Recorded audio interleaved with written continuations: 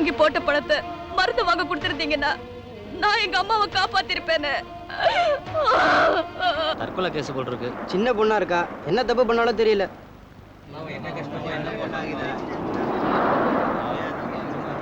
பார்த்தா பாவமாக்குது. யாராவது ஆஸ்பத்திரி தூக்கிட்டு போங்களையா.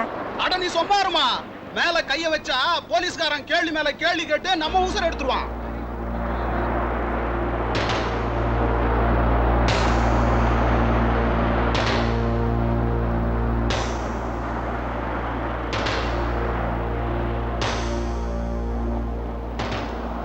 எனக்கு தெரிஞ்சவங்க தான்.